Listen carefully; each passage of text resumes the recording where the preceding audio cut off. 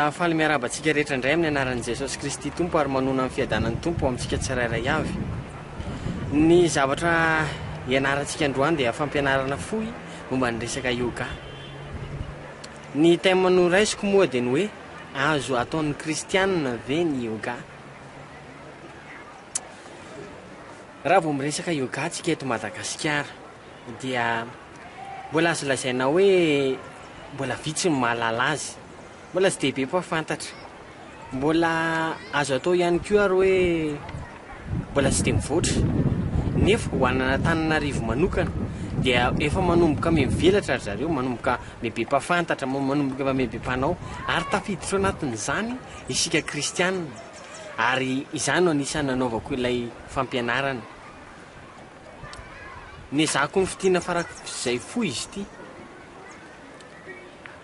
Raha vao miresaka yoga dia tsy maintsy fantarina aloha hoe inona natao hoe yoga. Dia normal be zany.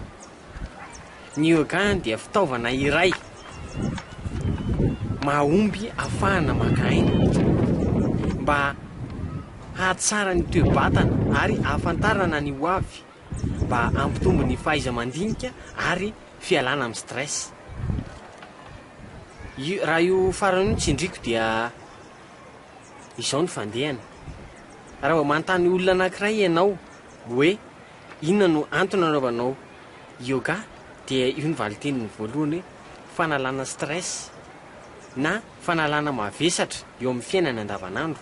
Ary tsy omeko tsiny izy raha mamaly izany fanontaniana izany, normal be zany, fa ho ampahafantariko azy hoe inona no zavatra pozitif ary ny zavatra negatif amin'ilay resaka yoga. Ny zavatra rehetra moa zany misy negatif sy pozitif, fa ho antsika kristianina manokana tsara be ho amintsika kristianina ny fanaovana ilay yoga.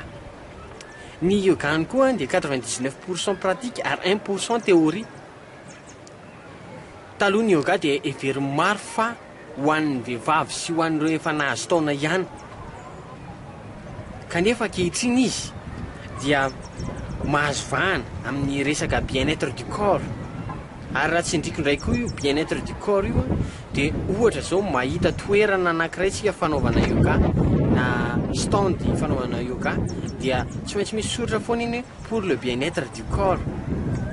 Ireny dia fitaovana anitonana asika, anitonana olona hoe tsara ny yoga, ary tsy meko tsiny ihany koa izy ny amin'izany.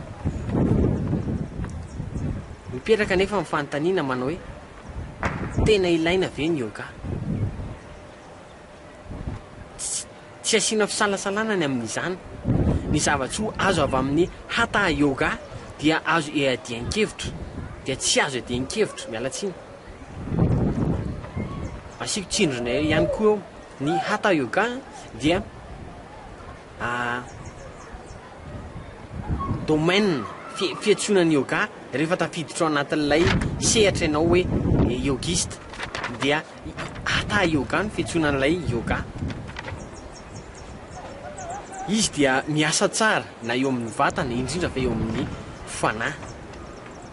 Izy dia mampitombo ny hery ara-batana sy ara-tsaina, manatsara ny fomba fandinihana zavatra, mampita hery ara-tsaina ahafahana mahatsapa ny heriny manoloana ny zava-tsarotra mitsanga.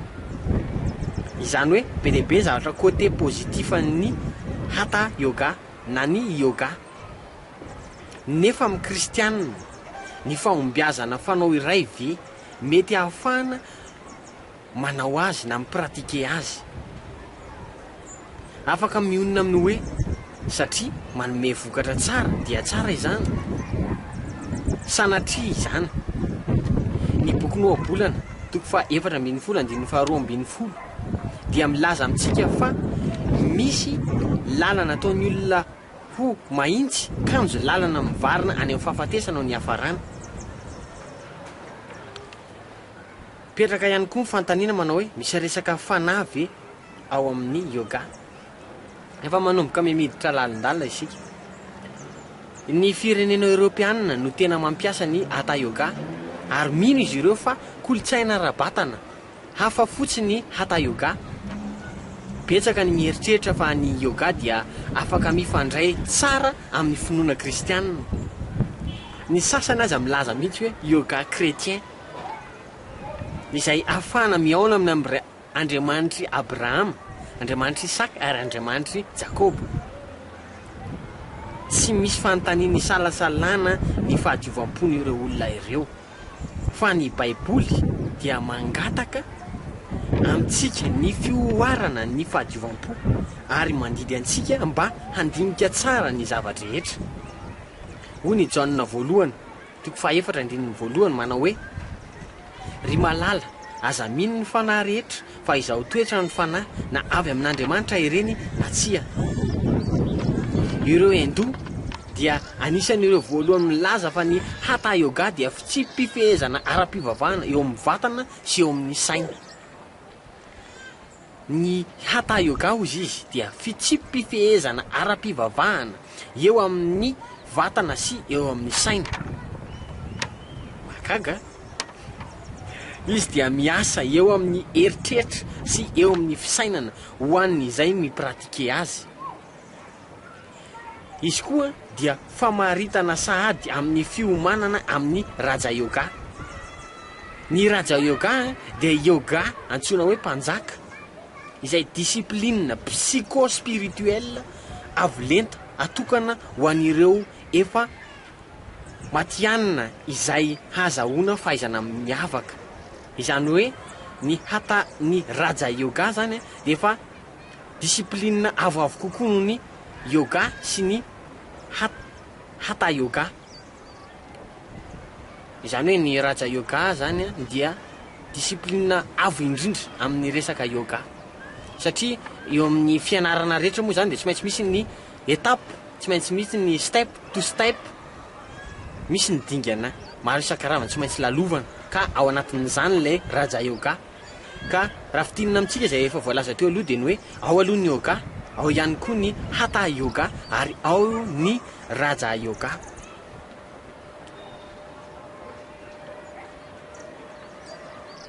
Oui, Alain Danielou, spécialiste français du yoga.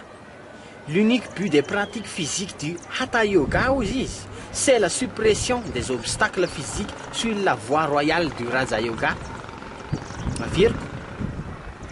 L'unique but des pratiques physiques du hatha yoga, c'est la suppression des obstacles physiques sur la voie royale du raja yoga. Ny fampiasana tokana ny hatha yoga dia ny fanalana ny sakana rehetra rabatana amin'ny alalan'ny raja yoga.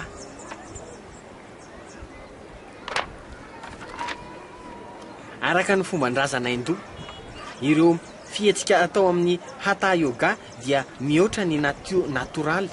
Izy dia avy amin'ny fahazavan'ny fanahy nomena ireo yogi voalohany, ohatra i Pandanjali tamin'ny taonjato faharoa alohan'i Jesosy Kristy, avy amin'ireo andriamanitry ny hindoa toy Andriamanitra Krishna. Ilay Andriamanitra Krishna zany raha tsy andrikely dia Andriamanitra hindoa izy io, izay Andriamanitra ampiasaina ary Andriamanitra invokena rehefa tafiditra amin'ilay hoe raja yoga ianao, rehefa tafiditra amin'ny suprémasian'ny yoga ianao dia tsy maintsy miantso azy ianao mba ahafahanao mipratike mohatra mouvement anankiray, par exemple zany.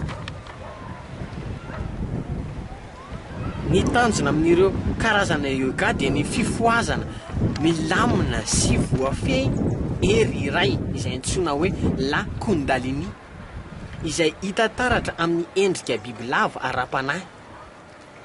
Hita taratra zany amintsika olombelona tsirairay mipetraka ary matory ato amin'ny hazon-damosina, izany hoe ny colonne vertébrale raha lazaina amin'ny teny frantsay. Rehefa miakatra izy io dia manokatra toa hoe mpamokarakely na chakra izay midika hoe kodia.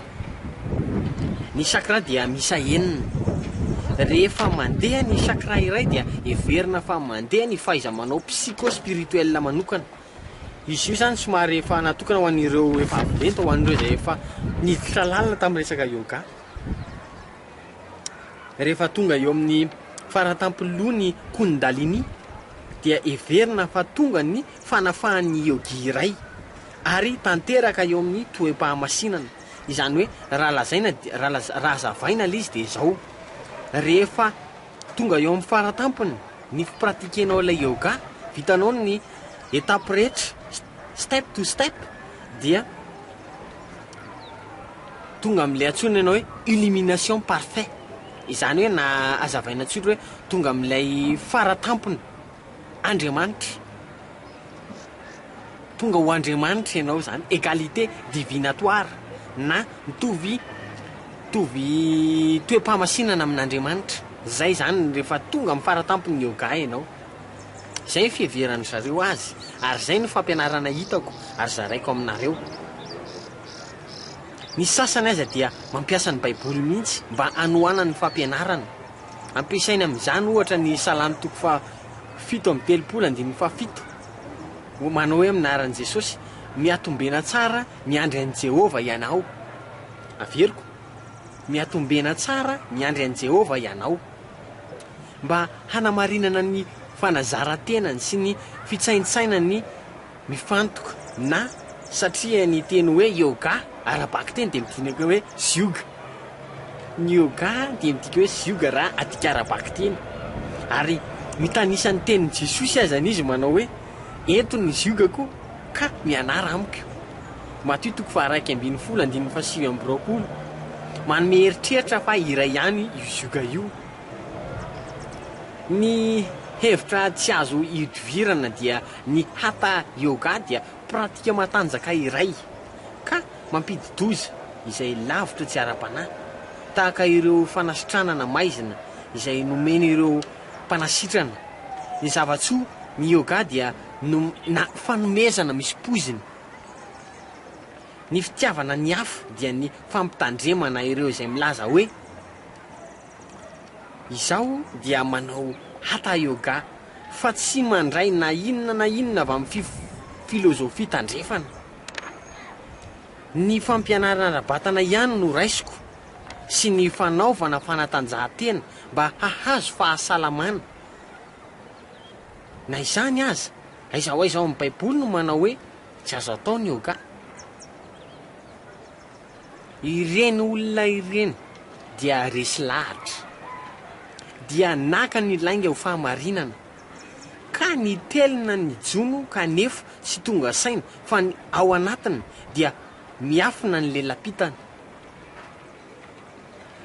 raha fitiniko izay rehetra voalazako teo ambony dia hita fa ny yoga dia mampiasa ny soratra masina anamarinana ireo fanaony ary manintona ireo sokajin'olona isan'ambaratonga indrindra ny kristianina izay mihevitra fa ny yoga dia fitaovana iray mitondra amin'ny fahasambarana eo amin'ny vatana sy eo amin'ny fanahy ny soratra masina nefa dia milaza fa misy lalana ataon'ny olona ho mahitsy kanjo lalana mivarina any amin'ny fahafatesana no hiafarana oabolana 2:7-2:12 mipetraka amin'ny fanontaniana manao hoe azo pratiken'ny kristianina ve ary ny yoga tsy avetrany no valiny satria na manala fahasahiranana azy na manome zavatsoa sy vokatra dia tsy azo atao fa ny yoga sy ny hatha yoga na ny raja yoga dia mitaky sy miantso fanahy hafa